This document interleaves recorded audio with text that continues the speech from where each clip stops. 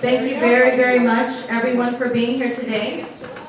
I want to thank members of the Free Speech Coalition for being here. Yay!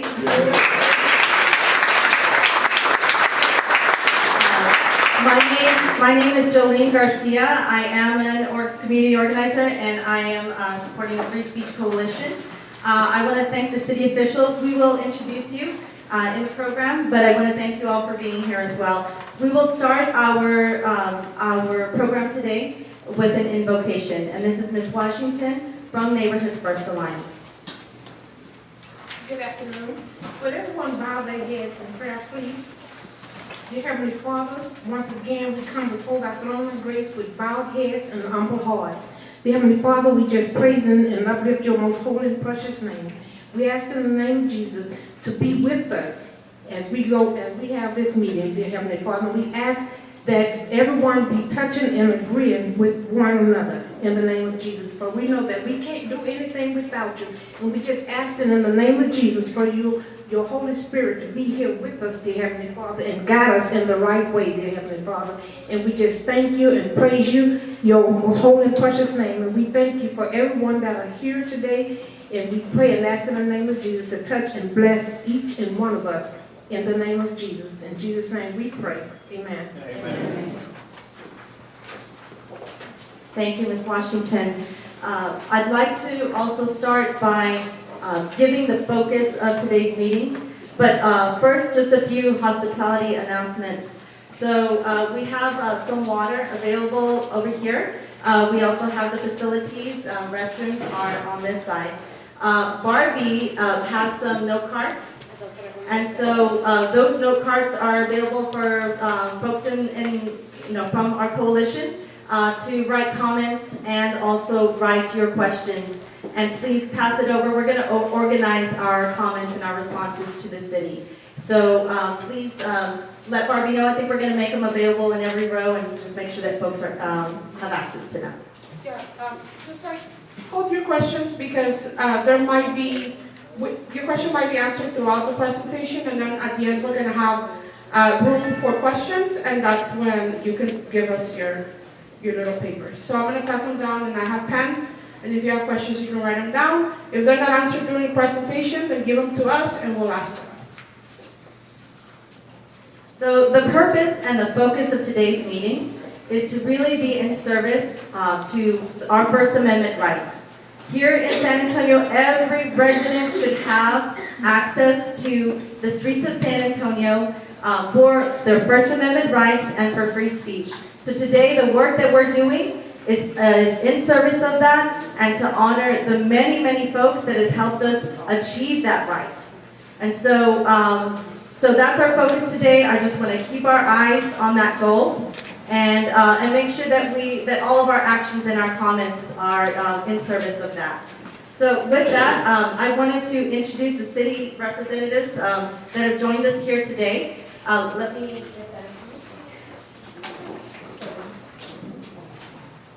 All right, so today, first we have the city attorney's office. We have our city attorney, Andrew Segovia.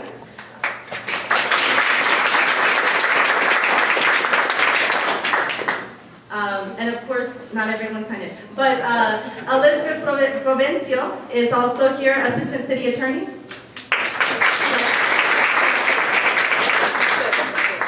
Okay, and Chelsea is also with the city attorney's office. And the convention bureau and. Okay, that's what CSF stands for. The Convention and Sports Facilities Assistant Director is here, Ms. Patricia Cantor. And the Aviation Department, Tom Bartlett. is also here. And thank you for being here because we may have questions about each of these different departments, and thank you for being on hand to answer those questions. In addition, we have several representatives from the SAPD, from San Antonio Police Departments. It's Jeff McLaughlin is also here, as well as, that's Jeff McLaughlin, and Lieutenant William Weisenbach, and also Captain Blanton, right? And Captain Benavides is also here with us. Thank you. Did I get everybody? I think I have everybody. So Eric Walsh will be joining us. He's the deputy city manager. The deputy city manager will be here shortly. That's Eric Walsh. So we'll greet him when he gets here.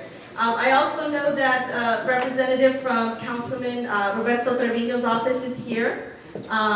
Jed Mabius. Thank you. Thank you for representing, because as you know that in District 1 Council Member Trevino did begin this process by issuing a memo that started the process of reviewing the procession ordinance. So we thank him and thank you for being here today. We also have somebody from the mayor's office.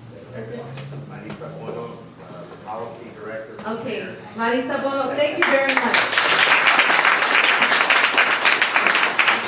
So Marisa Bono is here representing Mayor Nuremberg, and we thank you very much for being here. As part of today's agenda, we wanted the Free Speech Coalition to be able to make a presentation just to go over the things that we requested of the city.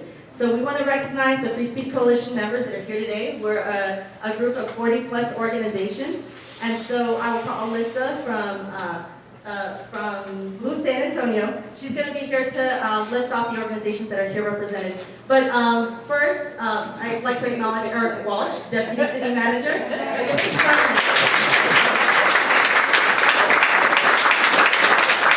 you very much. Now, Alyssa from Blue San Antonio.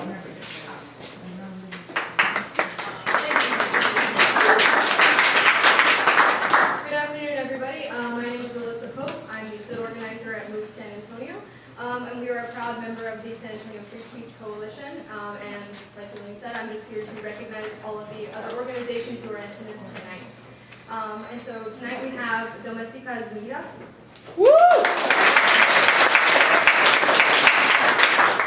The Esperanza Peace and Justice Center. The Social Justice Committee of the First Unitarian Universalist Church. In the Know SA. San Antonio International Women's Day March Planning Committee.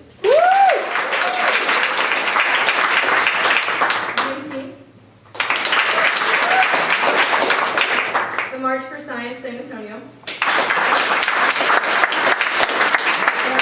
The Martinez Street Women's Center. Medicare for All March. Mi Familia Vota. Neighborhoods First Alliance. Our Revolution San Antonio. Planned Parenthood Texas Votes.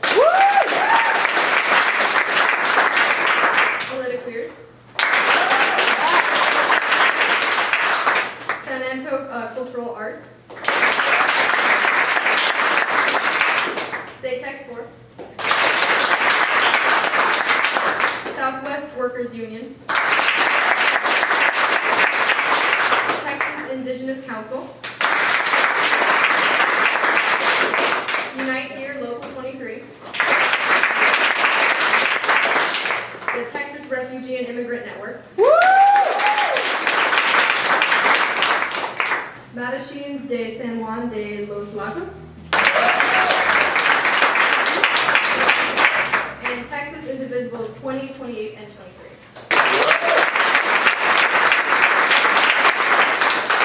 And we'd also like to recognize the numerous organizations who are not present with us tonight, but are here with us in spirit and solidarity.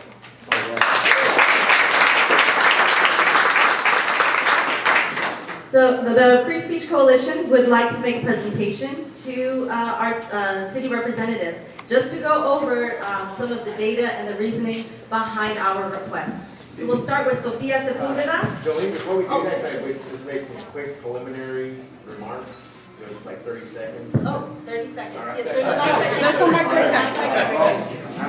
As usual, the lawyers exaggerate, probably a little bit more than that. I'm going to keep you to the 30 seconds, All right. though. I just wanted to thank the Free Speech Coalition for hosting us. We've had 3 meetings with representatives from the Free Speech Coalition. They've all been at City Hall, and we do appreciate you hosting us and giving us the opportunity to come out to the community and meet a broader group of the Free Speech Coalition. And we're with you. We are hoping this meeting is going to be very productive. It'll be a good dialogue. And we have quite a few people here from the city, so it shows you how important it is. But there's a lot of people, other than the people here, that have been working on this issue for quite a while. So thanks again, and we're looking forward to a good discussion.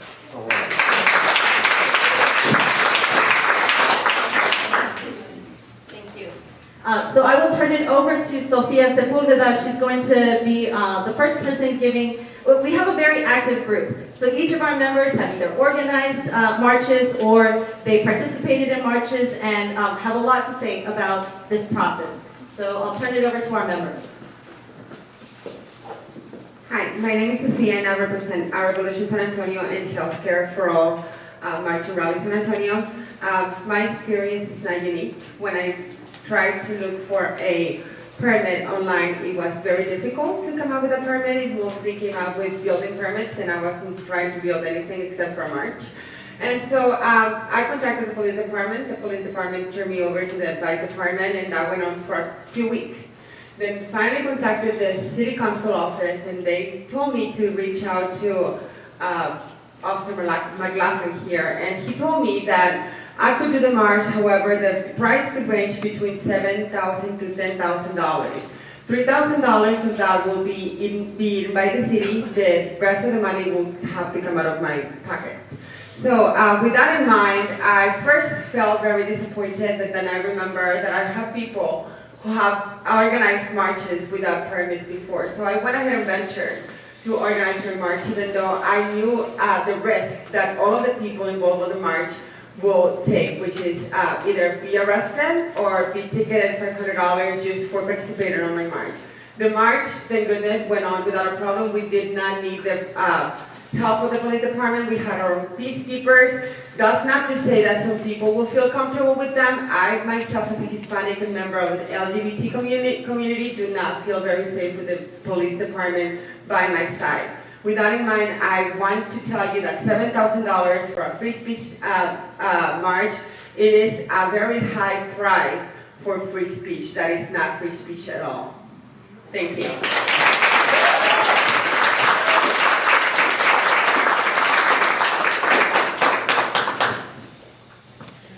My name is Donna Pereira. I am here on behalf of the Women's March on Washington, San Antonio, and the Social Justice Committee of the First Unitarian Universalist Church. And I'm really here just to talk about data. You have a little sheet that shows some basic information. The city gave us quite a bit of information, a lot of paper. We had some dedicated people who ran through and organized the information. First, we looked at how many marches were classified as First Amendment processions, and there were 48 of them during this 5-year period. Sorry, it's on the back of your agenda, what the statistics. For those that you don't know. It's on the back of your agenda. Go ahead. So we looked at how many marches were classified as First Amendment. There were 48 of them. Then we looked at how many of these processions were invoiced by the city, because not all of them were, and the total number invoiced was 9, and that was only for $16,391. So our conclusion was that this is really an insignificant amount. It's not a revenue source for the city. We would like you to look at the Orlando and LA ordinances. We think those are models. Those cities have done a great job of working with free speech and supporting their marchers. And we just believe that free speech should be free. And thank you.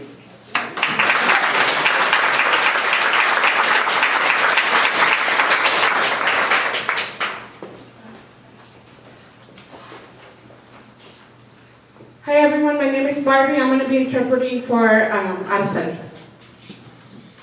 Buenas tardes, mi nombre es Araceli Herrera, soy una trabajadora doméstica y tengo una organización de trabajadoras del hogar. Hello, my name is Araceli Herrera. I'm a community member. I'm a domestic worker, and I have an organization called Domesticas Unidas, the membership is domestic workers as well.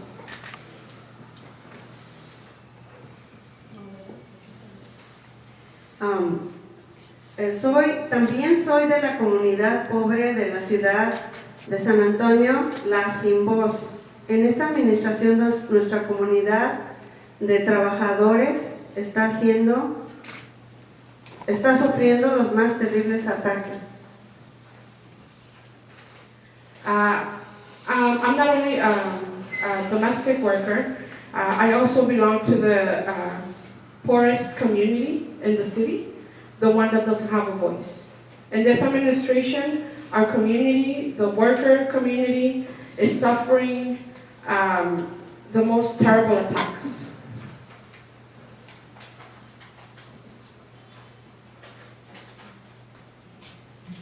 Deportaciones.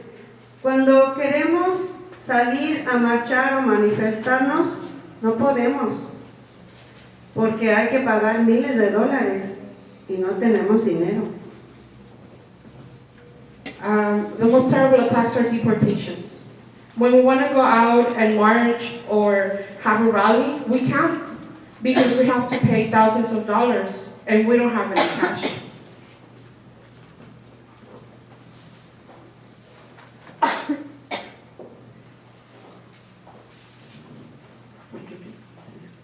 Se necesitan permisos, ir a la oficina de la policía. No podemos ir ahí porque tenemos miedo que nos deporten. Quisiéramos unirnos a otros grupos, pero la comunidad no quiere salir, se siente intimidada. Queremos unirnos a otros grupos, pero la comunidad no quiere salir, se siente intimidada. Al ver a la policía, los uniformes, las armas, no sabemos diferenciar entre si es policía o es ICE. La comunidad segregada está bajo una crisis de terror. Pienso que se están violando nuestros derechos a la libre expresión, el derecho de salir y tomar las calles, porque no tenemos otros medios de expresión. Están separando a las familias, haciendo 6 vuelos a la semana a México de deportados y nadie sabe lo que estamos viviendo. Okay. We can't go out and march or rally because we have to pay thousands of dollars and we don't have that money. We need permits. We need to get those permits. We need to go to the police department, and we can't go there because we're scared. We're scared of being deported. We want to join other groups. We want to join our community to march, but our community doesn't want to go out and march. They feel fear when they see the police officers, the uniforms, the guns. The community is separated. We're under a crisis of terror and fear. I believe that my right is being violated. Our right to free speech, our right to go out and march, our right to go out in the streets. We don't have other ways of expressing what's happening to us. We don't know how to differentiate if the uniforms are cops, if they're ICE, if they're immigration. Our families are being separated. There's 6 flights daily to deport people, and nobody knows. Nobody knows where we live, and nobody knows what's going on with us. Gracias.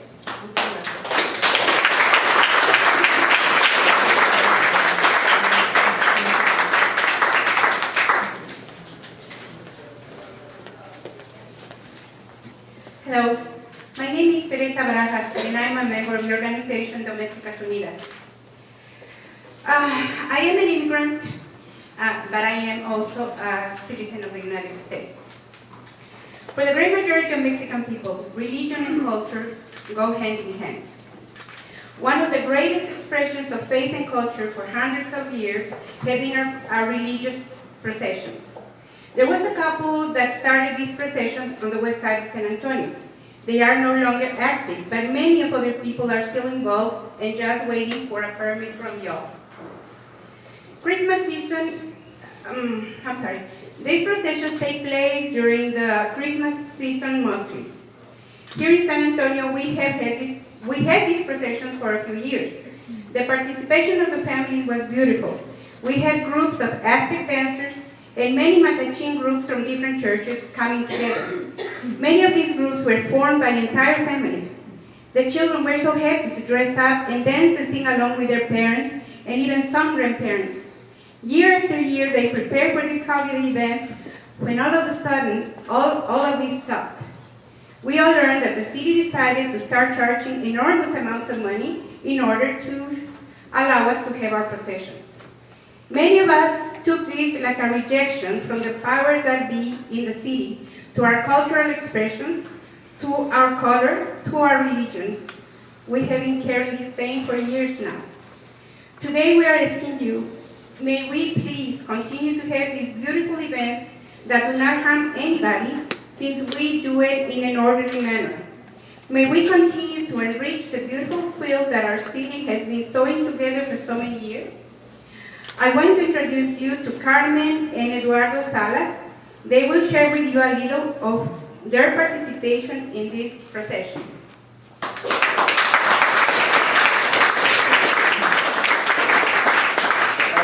My wife and I, we were born in Mexico, we were raised over there too, so we know the culture, and we came over here for 22 years. We had this Matachines group. It's a religious dance group, and we participated for a few years in these processions. So the high cost and the requisites, they had to stop. So we would like to continue the tradition, and when there's a lot of people, there's a lot of groups involved on these processions.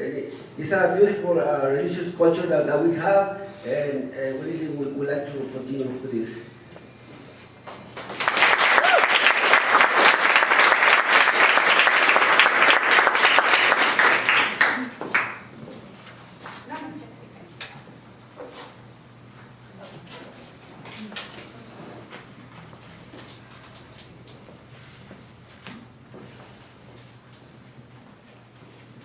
We are representatives of SATX4. Our main focus is exposing racial injustice and systematic racism. We represent a community of people whose lives matter the least in this country. Our main goal is to make sure that we provide a safe space for all that want to participate in protests or rallies. In the past, SAPD have continuously weaponized their bikes, where our marchers are going home with cuts and bruises. They have over-policed during peaceful protests. Their mere presence escalates emotions, and they have pushed their individual thoughts on our participants. Quote, "Black Lives Matter is a terrorist group." That quote in itself is very dangerous for our participants. Participants are fearful of arrest, deportation, and harassment for exercising our First Amendment rights.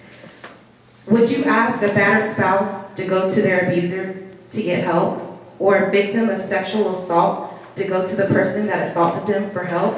So why would we tell our citizens to partner with police when they have been the abusers? Coordinating with the police does not help our fight against police brutality. If anything, this gives police ammunition to stifle our demonstrations.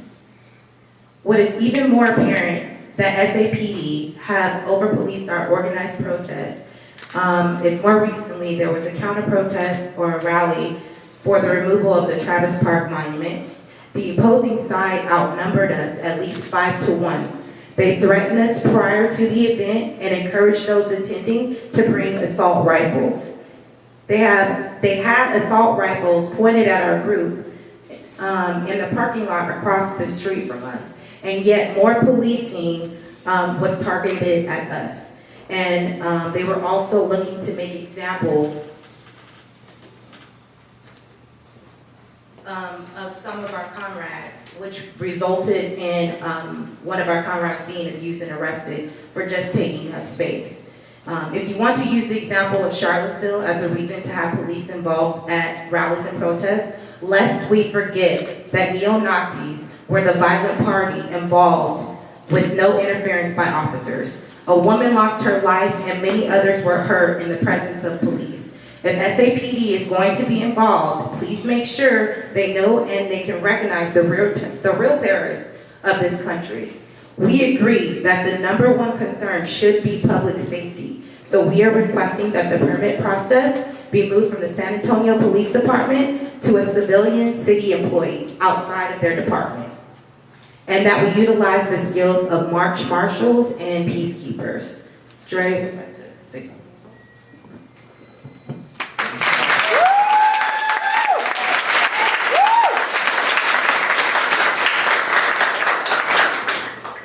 Just want to add my 2 cents as well. Want to thank you all for coming out to hear what we have to say. In addition to what she was talking about, if the main thing to get this back on track is we have to bridge a gap between the police and the citizens that's in the community. There's some disconnect going on, and trust have to be rebuilt. One thing I would suggest was, I know you all come down in regular clothes, not so intimidating with guns and what's those big shields and everything, kind of look militarized. I'm from the south side of Chicago. I have little cousins that's literally scared of the police. It was a time where it was supposed to be protectors. So I think just try to come to the communities that's being policed outside your regular clothes, talk to them. It takes a village. Imagine meeting a kid when he's 10 years old, he's acting up at 15. You actually know him. He would probably take more advice to what you're saying. Come on, little Johnny, you know you're not supposed to be doing that. But it's just the one thing, like, I know I'm young, I'm black, I know how I'm looked at from propaganda, from everything on TV, from movies, rap music and everything. They're gonna show you only the negative about us. So I know how I'm looked at. I'm looked at like that by my own peers as well. So I'm pretty sure you all look at us the same way. And to have that pre-notion in the head before you come, if you look at me right now, you wouldn't know I have 2 degrees working at a Fortune 200 company, that she has a master's degree, that we're doing things in the community. All you see is a young black male, which intimidates a lot of people. And if you see a lot of us together, it looks intimidating because of this stereotype, excuse me. And just to say what she said, where they have assault rifles and everything, I know for a fact if there was 50 to 100 people looking like me, walking around with assault rifles that are just exercising their Second Amendment, it definitely would have been a problem. So we just need something to bridge the gap in between that to build the trust back. Thank you all.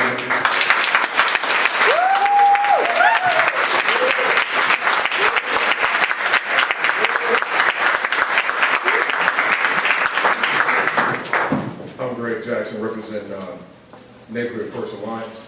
We do believe in march marshals because San Antonio has the largest MLK march in the nation, and we participate.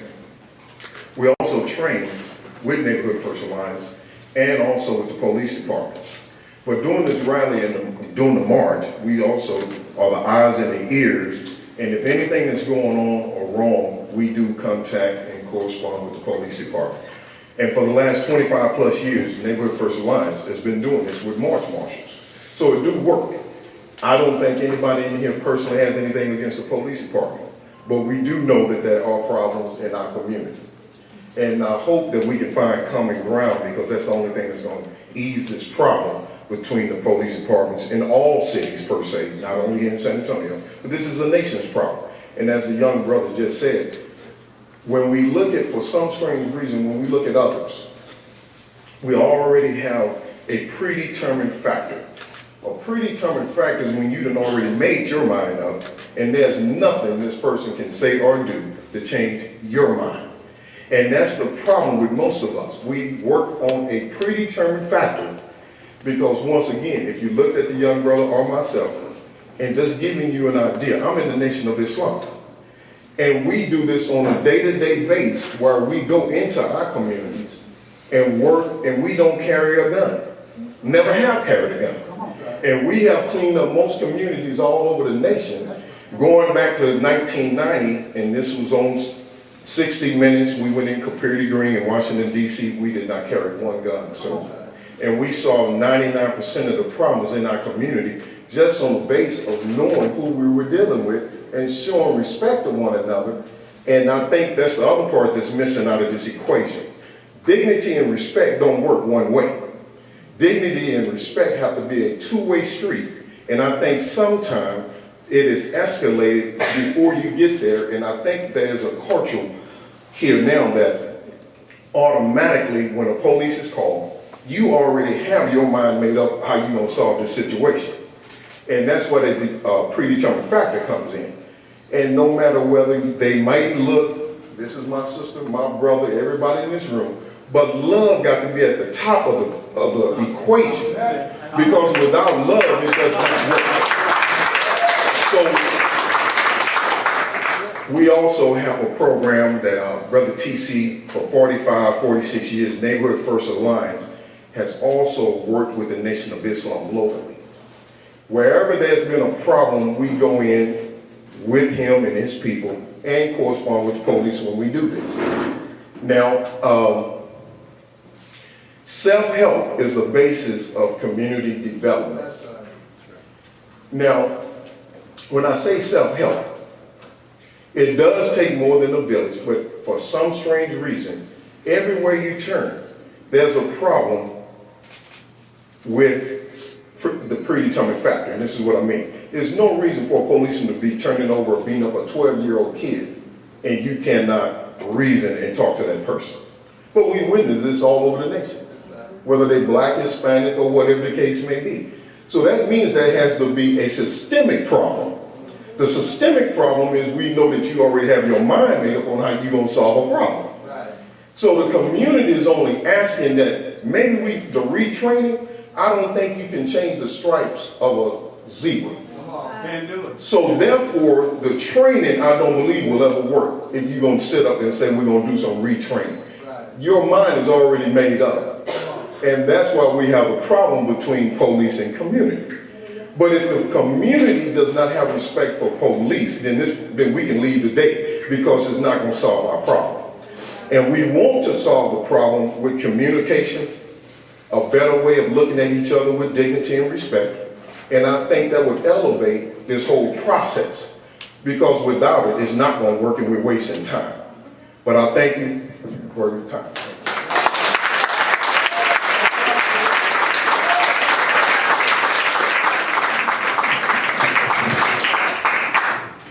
Buenas tardes. I represent the San Antonio International Women's Day Planning Group, a coalition of 27 years. We are a majority woman-identified people of color, including LGBTQ, youth, immigrant, and gender non-conforming communities, and more.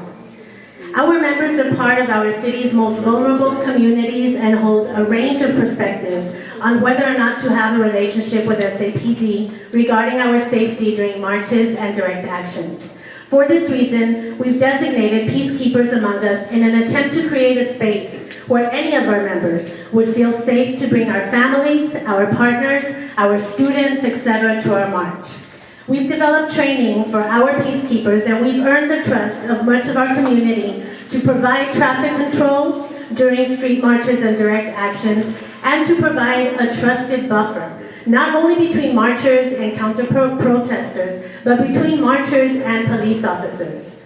This buffer is needed because it is reality that not everyone feels safe with the police presence. many people have had negative and traumatic experiences involving abuses of power by San Antonio's police officials.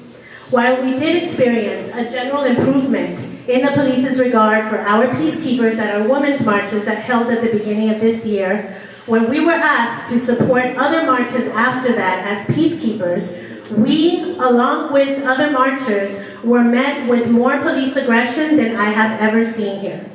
Our group's position is that the yet unresolved local matter of improving community police relations should be part of the efforts to improve the current March ordinance. We have sent a request to the office of Chief McManus, and today I spoke with Doris, and she told me that you'd be here. Captain Blanton, we're asking for a meeting with Chief McManus and other officials of SAPD to join the Women's Day March and other groups that are concerned about safety at the marches to delve deeper into this very topic. Thank you.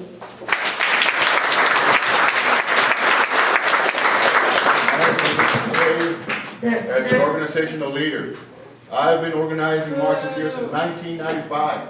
And yet, We do have an agenda. there are people here from Chicago and other states. I am indigenous to here. Okay. This is my land. We did allow some time for you, Antonio, during the question and answer session.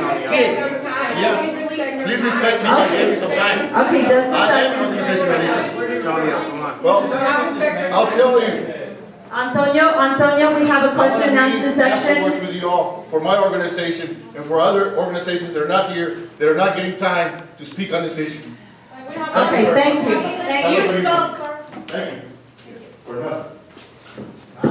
I'm sorry, you all, but we're gonna continue. You should be sorry. We're gonna You should continue. do it any time. Okay.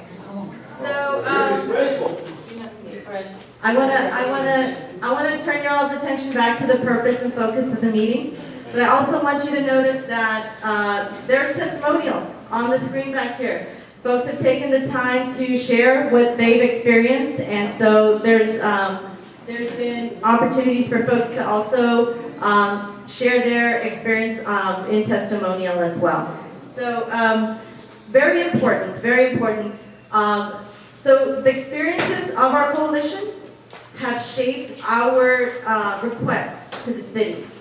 And so these are folks on the ground every day that are working in our communities to advocate and make things better.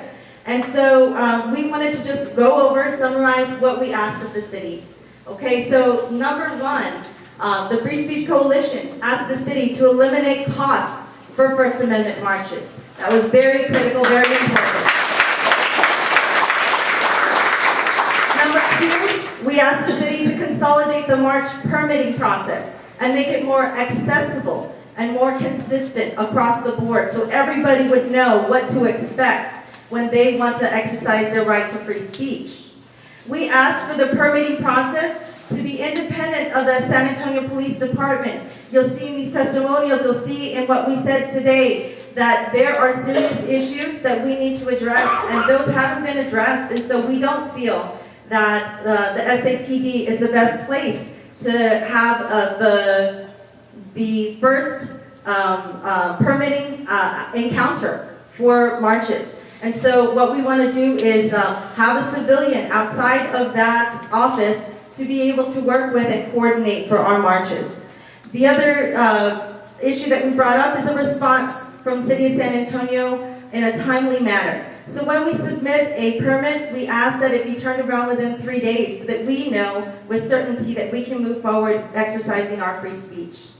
And in addition, spontaneous marches. Oftentimes there are critical issues that come up and we have to organize and turn out days later or maybe even 24 hours later. That's what spontaneous is. And so we want to make sure that spontaneous marches are permitted and treated as permitted marches because they are free speech as well. And so we want to make sure that they have the same rights as permitted marches. And only the main organizer, another issue that we brought up, the main organizer is responsible for the march. Participants should not be penalized, should not be threatened with arrest for participating in the march. If there's an issue with an unpermitted march, you can take that up with the organizer of the march and not penalize any of the participants in the march. And lastly, we brought up the very, very serious issue of over-policing in our marches.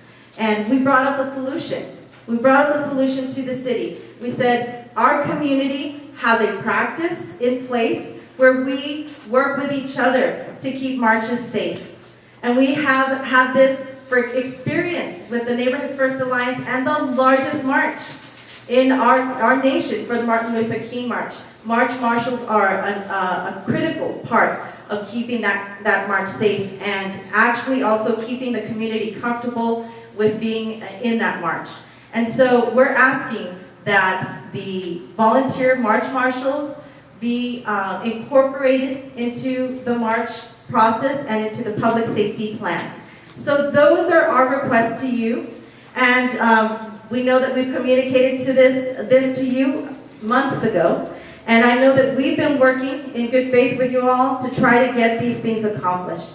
And so at this time, we would like for the City of San Antonio to go ahead and make a presentation on your perspective, your results, and what you're prepared to offer to the City of San Antonio for processions ordinance. Thank you.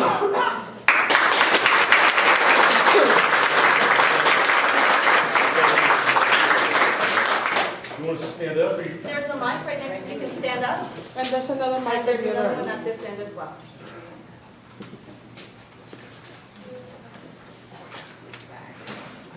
So, the bag is on the mic. No. The bag.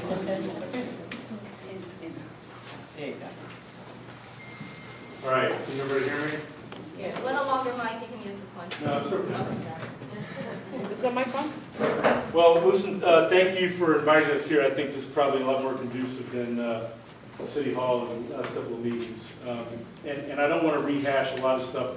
We have a lot of folks here from the city who have been working on this, a fair number of folks from the police department. And I kind of took notes as we listened through all the individual speakers. The staff will be making a presentation to City Council next Wednesday at 2 o'clock in what's called our B session. It's an informal session, informal presentation to the council, where we present policy issues to the entire council, get direction, and then subsequently, if the direction is to move forward to the full council for a vote, then we take that direction at that time. So right now, our current plan is to make a presentation and recommendations on amending the ordinance next Wednesday at 2 o'clock. So if you want to attend, you're certainly invited to attend. It's at 2 o'clock, Municipal Plaza B room. If you want to sign up to speak, you can do so at 6 o'clock Wednesday evening in council chambers. So those are your opportunities, at least for next week, to voice your input on the process. I'll tell you that what we're looking at recommending next week to the council is an online permit process, much like the city of Dallas, where you can do much of that online. It's prominently located on the city's website. You don't have to go searching for permits to figure out where it's at. Prominently located. It would be for all types of permits, whether it's a 5K in Breckenridge Park or the Women's March, the International Women's Day March. One location where you can identify, put your request in, and begin that process. Agreed, it is very cumbersome, and I think we've seen that as we've done our internal work, what other cities have and what we don't have. So we'll be making that recommendation to do an online permit process. Somebody pointed out at the back of on this about the revenue being insignificant. So when the city created the ordinance 10 years ago, 11 years ago, they said in there, and it was the first time we'd ever done an ordinance like that. Somebody at the city pulled out the $3,000. First $3,000 would be covered by the city. And man, you're exactly right. It is an insignificant amount of revenue. And what we'll be recommending to the council next week in B session is that we waive that. There'll be no charge.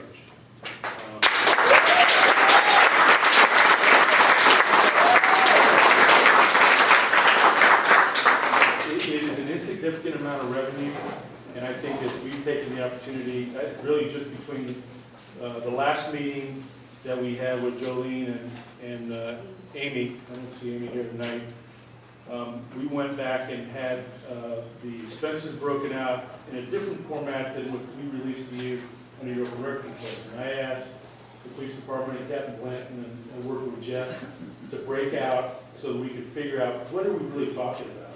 And we're not talking about that much. It's not going to make or break the city. I do want to caution that that is a staff recommendation. That does not mean that that's going to happen, but that's going to be our recommendation next week as part of the council presentation. We do want the exchange and the interchange between march organizers and I'll use the 5K in Breckenridge Park. Whoever's dealing with the city, we want that interchange to be consistent, which is one of the reasons why we're looking at a website. I'll use someone else's words in one of the previous meetings, non-judgmental, very prescriptive, and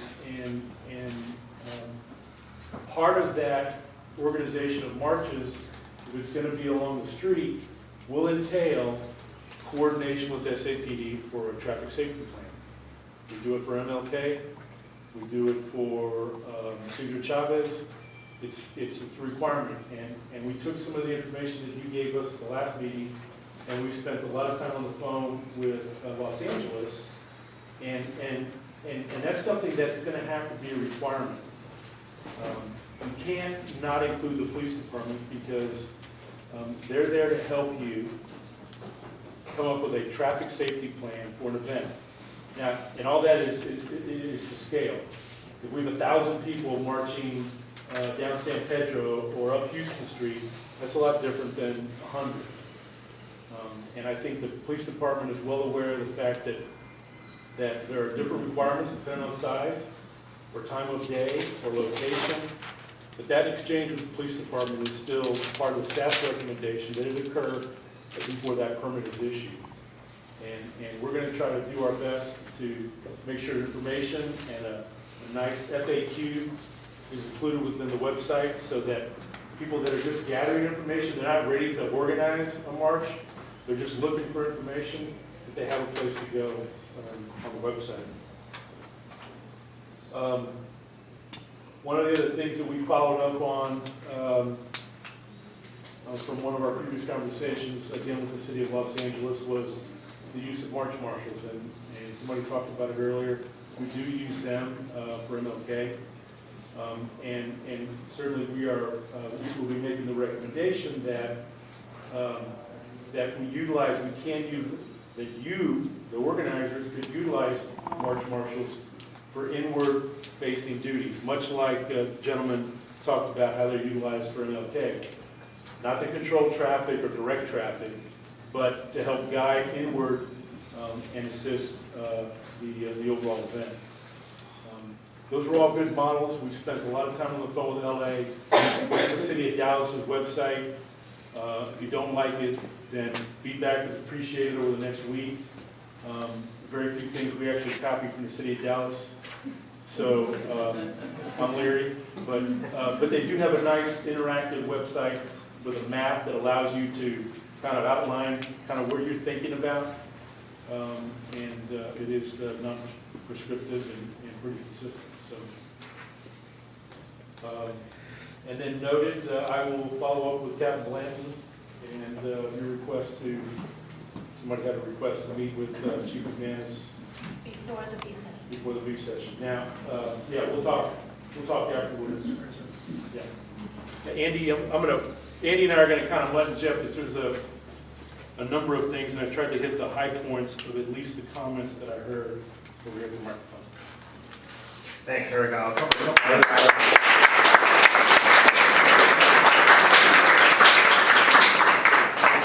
One was one of the requests was to make sure that the parade ordinance, it currently just talks about, the parade ordinance and permits required for parades.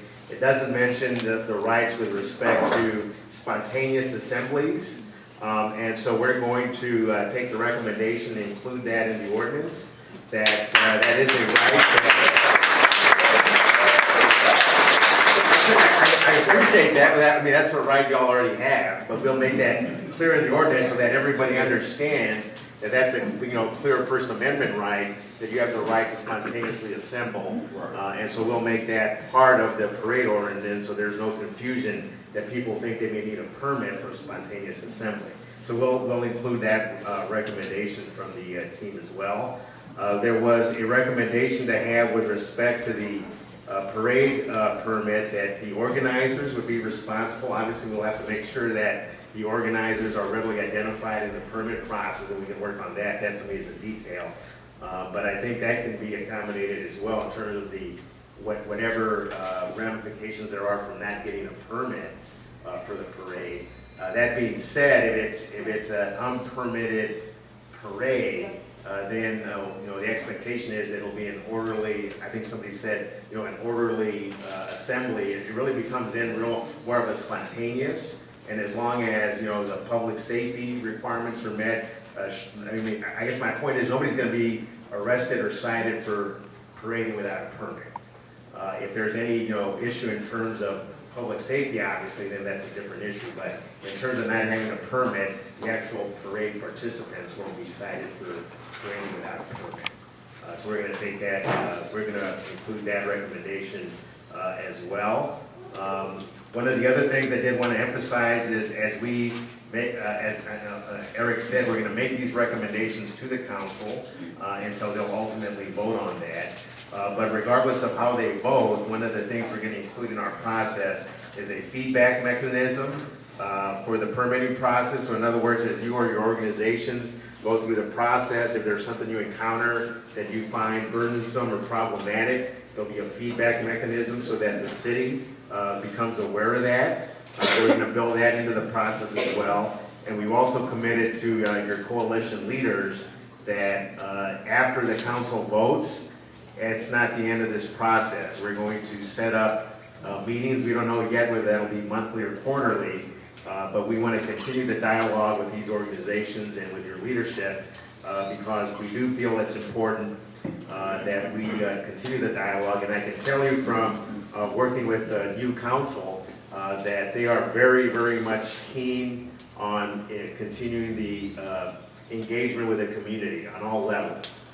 So we recognize that, and we'll be working toward that objective, because I know it's very important to the mayor and to the entire council that in whatever it is the city does, that we engage the community as much as we can on issues that are important to it.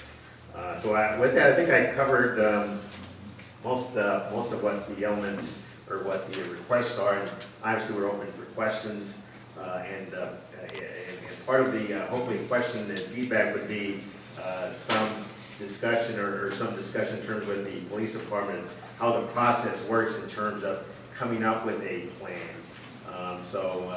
Hopefully that'll be part of the discussion, but with that,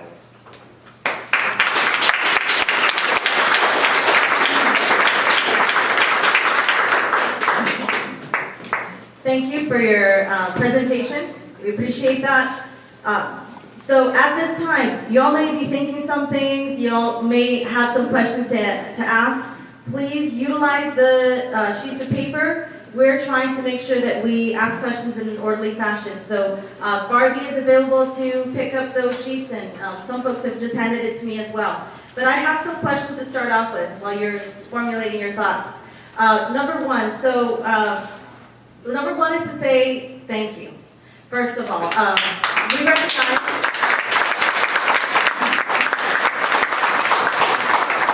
recognize that the city has made a significant move to eliminate costs.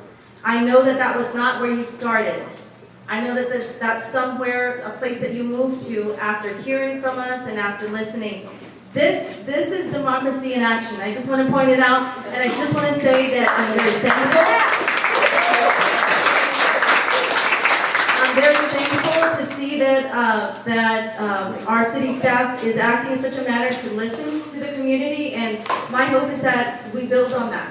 We built on that to work towards greater things in the future. But this is not insignificant. This is huge, actually, for our community. That means that voices that have not been heard before can be heard. That means that issues that need to be heard at the city level, issues that need to be heard at all levels of city government, where we're making critical decisions that affect and impact our lives, they're going to be informed by the public. They're going to get better information to serve the community better. And that's what we're here for. That's what we're here, precisely to be a part of the community that and the decisions that impact us. So I just want to say thank you, and just know that we're right alongside you working on those issues. We appreciate that. At this time, I just also want to recognize that I saw Councilman Trevino come in. We want to recognize him.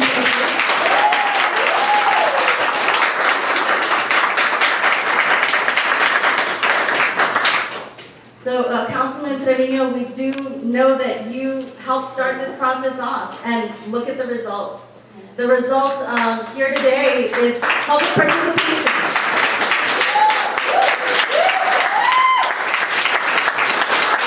It's public engagement, it's resident input, it's changing policy, it's making things better for every resident in this city. That's what today is about, and that's what the process that you started has resulted in. So please know that your actions are important, and we thank you very much for that.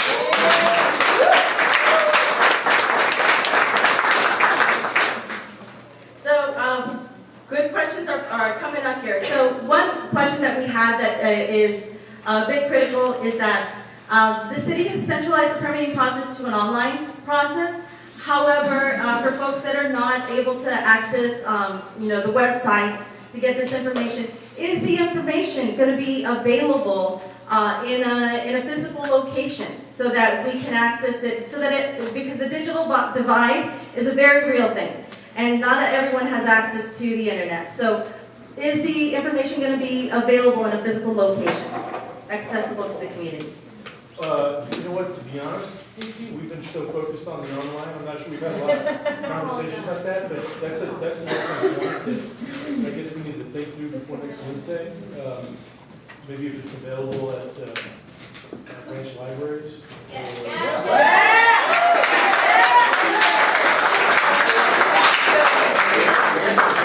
There you go.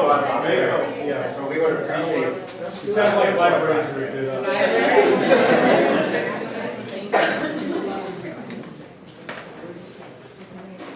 Okay, so another question. So this is probably a little more difficult to answer.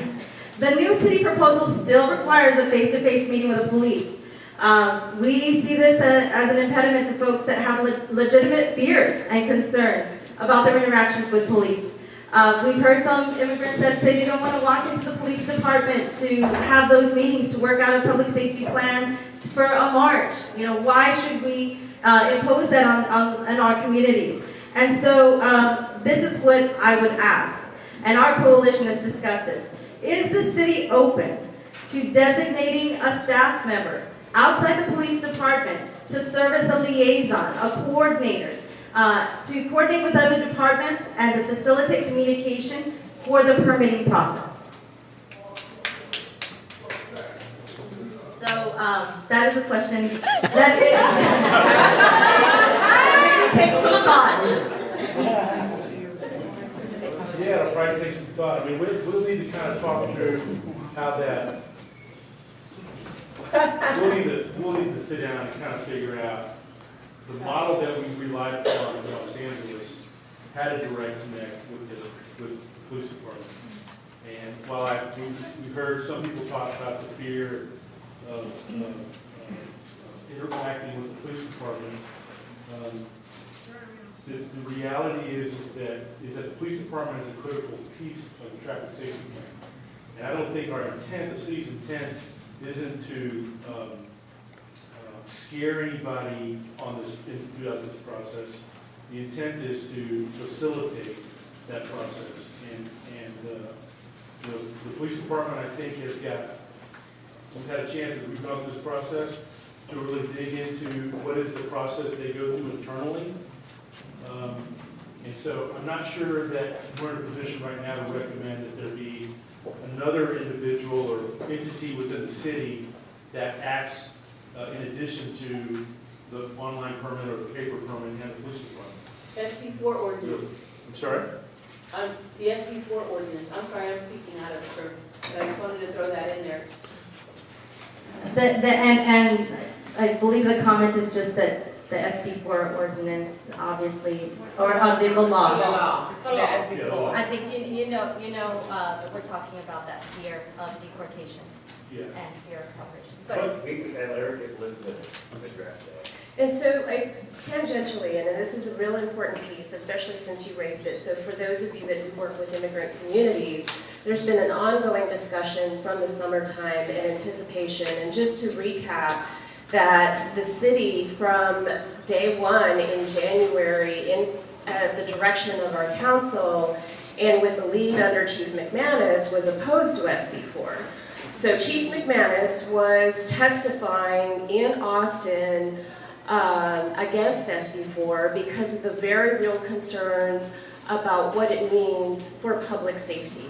Because a safer community is without SB4, and the very real concerns of the kind of fear that it would generate in terms of non-cooperation with police and the concerns about not reporting crime. And so I want to convey to you, for those of you that haven't been involved with that issue from the onset in terms of the city's opposition to SB4, the city has been very involved in that direction, but also working with community members that are involved with those issues. And so, of course, as we've gone through and actually had SB4 pass, and then the city's challenged it, and we're dealing with those court decisions as they come out, we have a constant sort of group that's working an effort to dispel the myths that are out there about that, to work to strengthen the relationship and to continue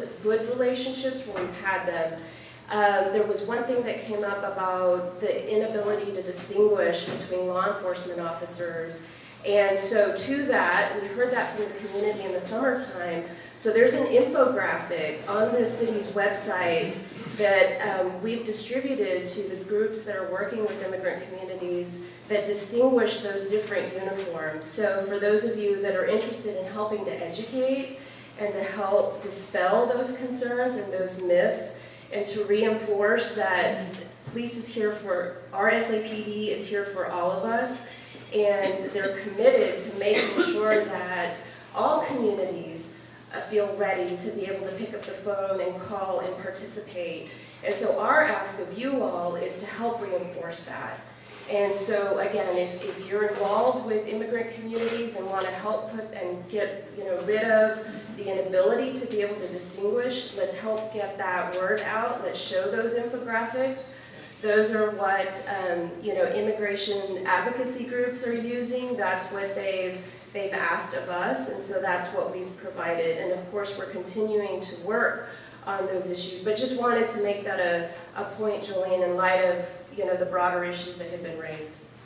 And what we wanted to state is also that what we're looking for is a coordinator. So if you have the online process or at a physical location, we submit the information. After that point, the traffic safety plan, we're not making the traffic safety plan, right? We know that the police or appropriate personnel are going to make that traffic safety plan. So there's no real need for us to go into the office to negotiate any of those terms or the creation of that plan. What we're asking for is for there to be a coordinator that is a liaison with us to answer our questions, and then to work with the appropriate city department. And if further questions and further information is needed, well, we're available to speak with that coordinator or that liaison. And that seems to me, common sense, a workable idea to be able to address that long-term issue of a fear, a real and legitimate fear. And so I know that this is an ongoing conversation, but I saw that you might have a response, and we'll briefly talk about it, and then we'll go on to another question. Well, thank you, Joan. I did want to, we recognize the fear, but as a couple of people said, is it's not a one-way street. So I guess my view would be that we need to continue to engage with the police department, because they're going to have a role in this going forward. Because at the end of the day, public safety in terms of for the participants, as much as anybody else, is one of the key objectives we want to honor. And so I want to take, if you don't mind, I will ask Officer McLaughlin to talk about what that dialogue, what does he talk about with organizers in terms of coming up with a plan? Because I think it's a one where if there are issues in terms, for example, timing or length, or if, for example, if you put in a route where there might be construction, that's where options can be discussed. So if you don't mind, Officer McLaughlin, you can talk a little bit about what it is that you discuss with organizers in terms of coming up with a plan. Thank you. Whenever you submit a route, we look at it for construction, other events that are going on. There may be another procession, or there could be another city event. So that's where we try to pick the best route. Sometimes we'll have you come into the office to get information as far as how many people are going to be involved in the event. So and it depends on the time of day also. So there's several other things that it's helpful to have a communication versus just writing it down on a piece of paper. Okay, thank you very much. Okay, so this is an ongoing conversation, okay? That's clear. So one of the questions that was submitted, so when we talked about unpermitted marches and we talked about penalties and et cetera, would, the statement was made that as long as there's no danger to public safety. The question is, what would be considered a danger to public safety? Just to clarify that. That would be contextual, but I mean, I'll give you an obvious example. If there's 500 people on the street and there's not a permit for a parade, that's then a spontaneous assembly, and so they don't be asked to go move on the sidewalk. And so as long as they comply with that, they can continue the spontaneous assembly and rally. But that's what I meant by that is, public safety in terms of hundreds of people on the street without a parade permit. If anybody does that, whether that's commercial, First Amendment, whatever, that's what we mean by public safety. So, but at the same time, a spontaneous march is considered to have the same rights as a permitted march. So what would be the danger to public safety that would cause that to change? The danger to public safety, when you have a march, we have already designated that those streets will either be closed partially or completely. And so therefore, that's why we have come up with a traffic safety plan. And so that's why we have the parade permitting process, is because you're going to have a parade in which part or all of the street will be closed, which is different from a spontaneous rally that you can have at a public location, at City Hall or one of the parks, where, again, there's no interference with any of the streets or traffic or rights of way. Okay. Does that make sense? It does make sense. Let me try to explain it one more time. If all of a sudden 1,000 people show up trying to block the street out here, we can't allow that to happen unless there's a break permit. So what we're going to do is, if we need clarification, Barbie, I'm going to ask you to just kind of figure out what the missing piece is, and let's come back to this question.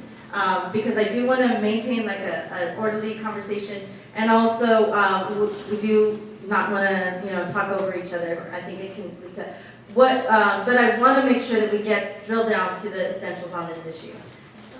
So there was a question about sidewalk marches. Well, it was like three people asked the same question, so I just want to make sure that we ask it. Absolutely. So the question about us. So oftentimes what happens is that spontaneous marches, or sometimes even planned marches, but they're not permitted, are forced from the streets onto the sidewalks, which we know in our experience is presented various dangers, because that's an on and off process, and folks with strollers or folks with canes and walkers, they all have difficulty in having to traverse that terrain. And so the question is, are spontaneous marches going to be forced onto the sidewalks?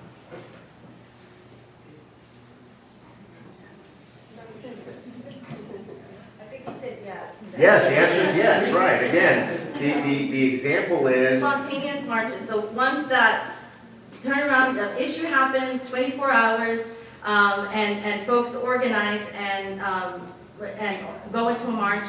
And we just said that spontaneous marches would be respected and given the same rights as permitted marches.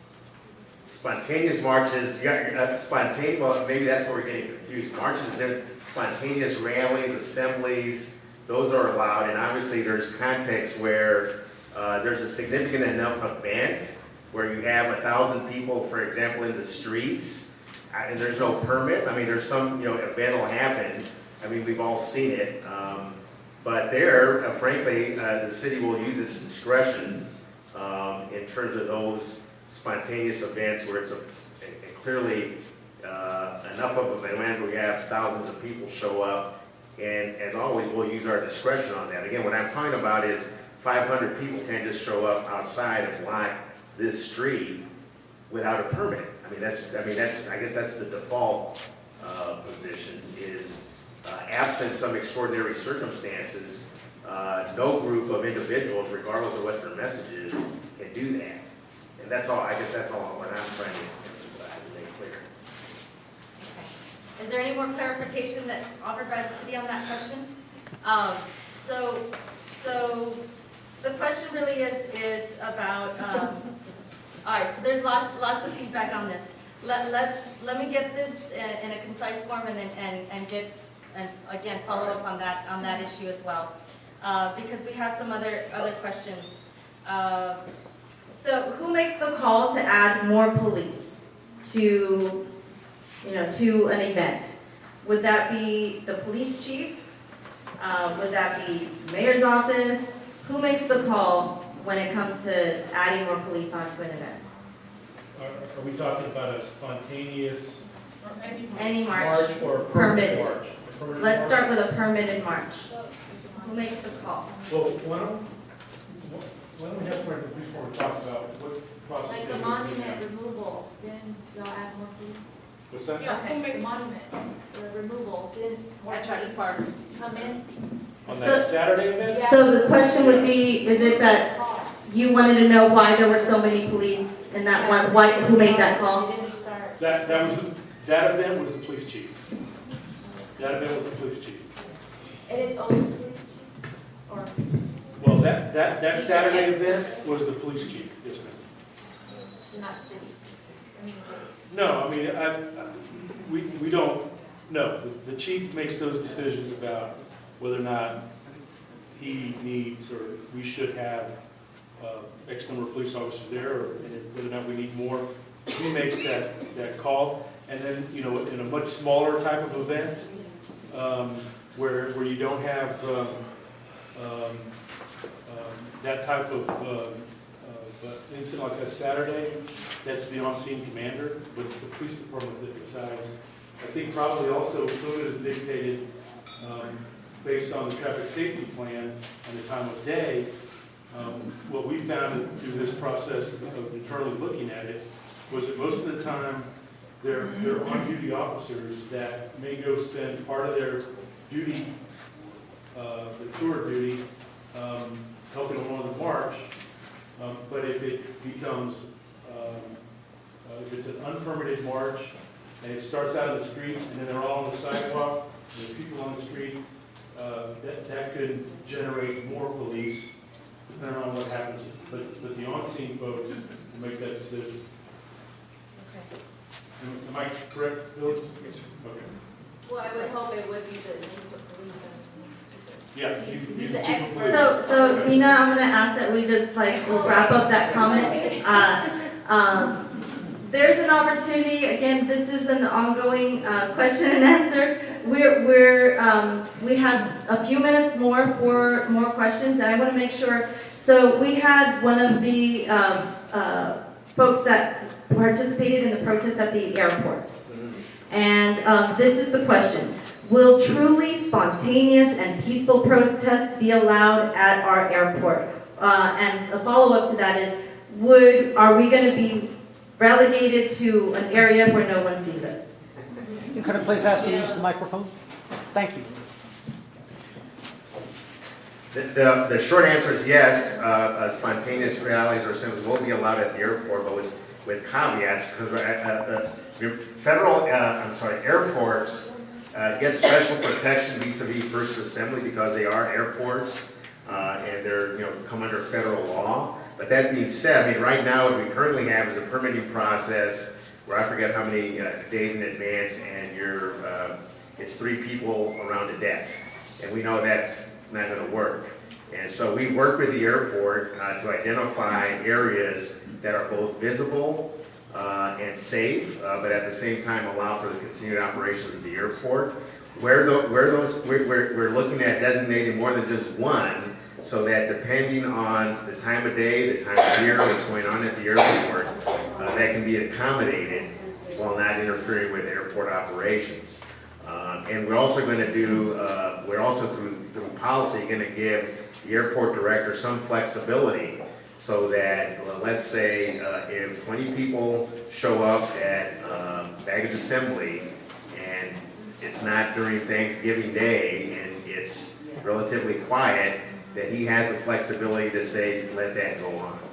Because a lot of it, again, is contextual and what the circumstances are. But the short answer is yes. So another critical question. Okay, so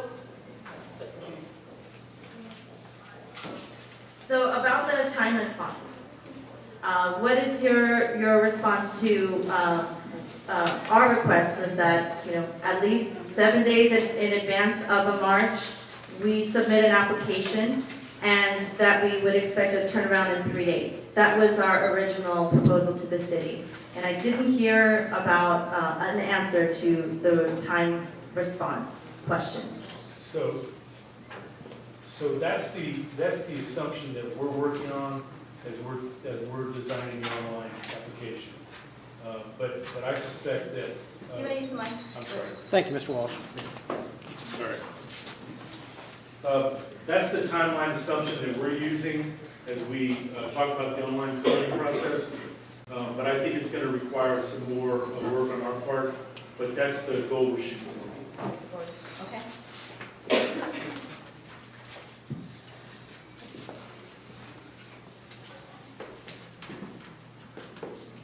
Okay, so this is a question about police. If police will be involved, how will the community be able to have transparency and accountability when they make decisions like police officer presence and route confirmation? So in the process of the public safety plan, the traffic plan, so they may say, no, we would like for you to march on this street instead. Or they may also say, no, you can't march in that area because, we decided it's too busy. But the whole point is to make sure that we have access to an audience, because that is our First Amendment right.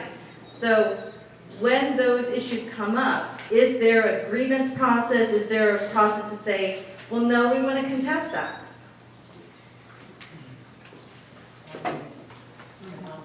Well, before I hand it off to Eric, one of the things that will help with that, we hope, is we've incorporated the restrictions that the coalition already recommended in terms of times of day, things like that. So there will be already a framework as to what the window is in terms of times and things like that. But then I'll let Eric talk about feedback mechanism. And we already, like I said, going to incorporate that in the process. Some of that we've talked about, and you'll see the examples in other cities under the website, the FAQs, where it's clear what the process is, including what the police department will do as part of the traffic safety plan. The police department is not going to say, you can't do it because I don't want you to do it then. That's not their role, and that's not the purpose, and that's not what they do.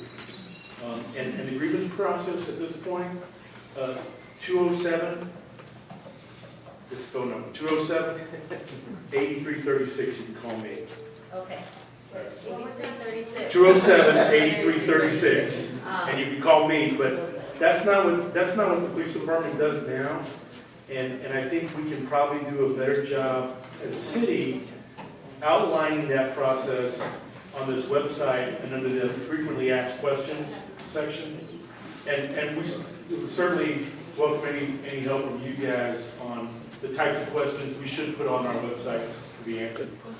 And to that point, what we'd like to see is that in the ordinance, to avoid any discretion that would cause or would be an example of giving folks too much room to make a decision that could be a preconceived discriminatory action because they have a certain belief.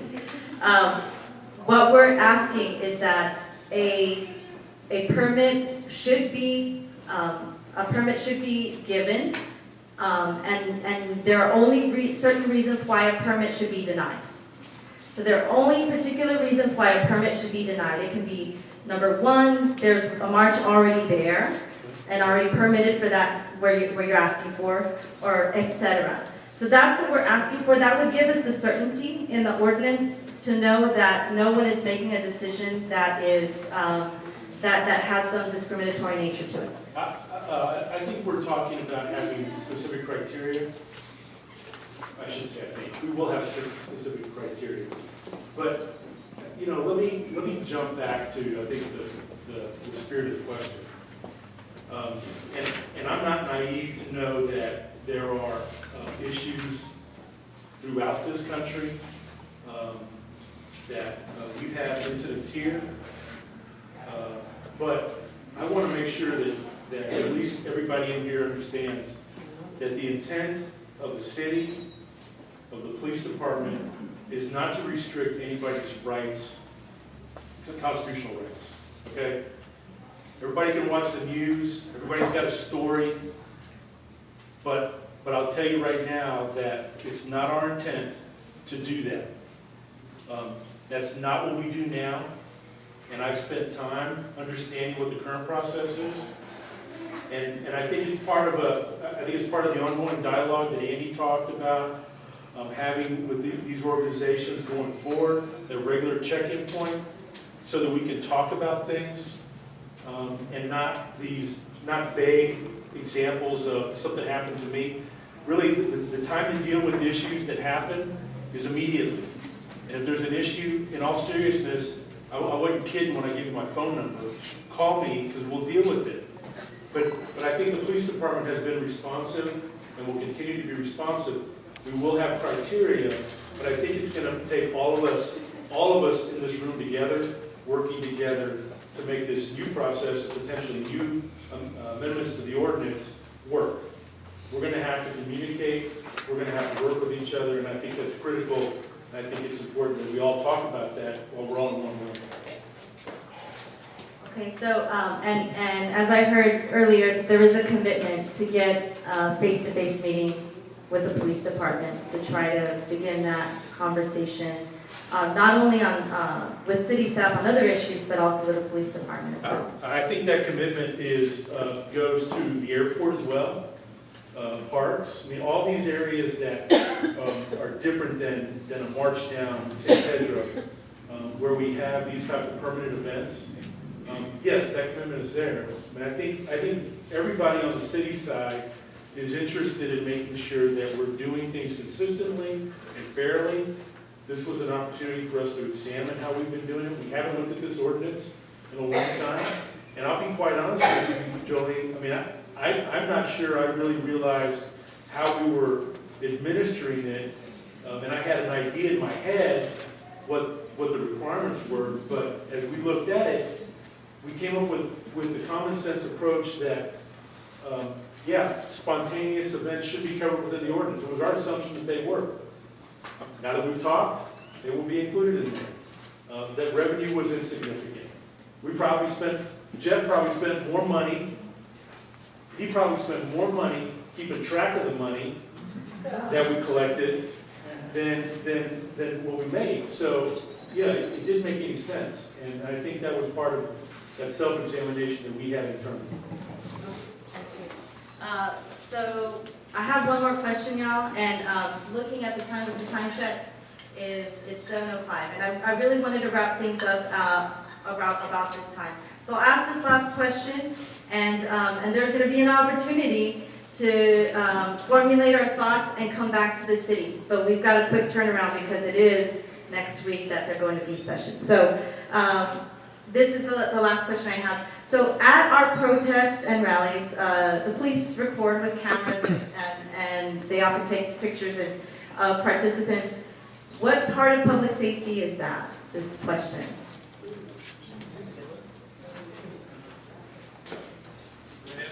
Go ahead.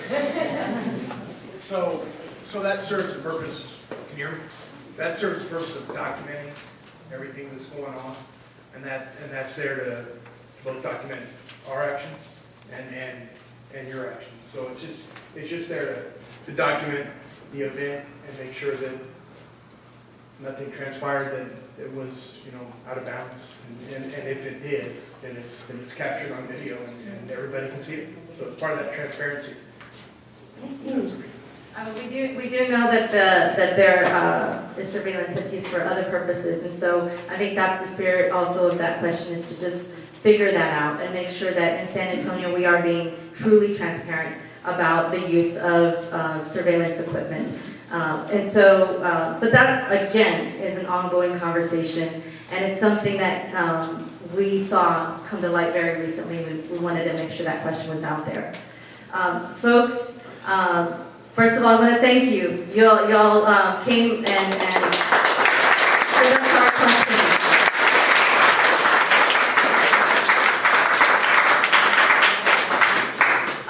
The next steps. So I want to say I appreciated your responses.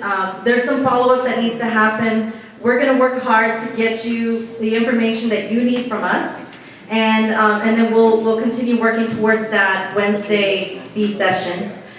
We also, on our part, keep your eye on December 13th, which is Wednesday at 2 o'clock.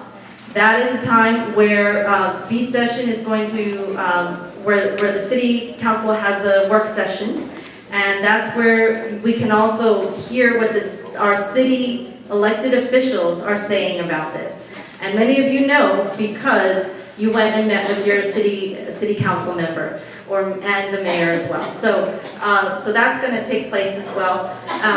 And we ourselves need to, there are more questions. I know that there are more questions out there, more clarification needed. Let's wrap that up, let's get it out there, we'll collect it, we'll work hard and get that to the city so that they can respond to our questions. Okay? So yes. Can I add one thing? Sure. Just for context. So that B session next Wednesday, the 13th, once we get direction from the council, and I'm assuming it'll be at some point next Wednesday to take it to the full council for a vote.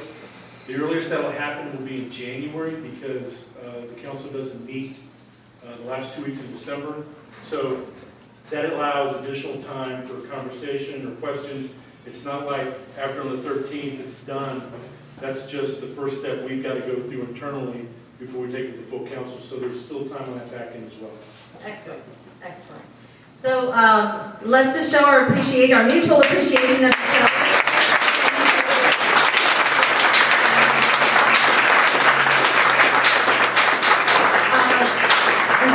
Thanks for taking the time, and we'll see each other at B session next week.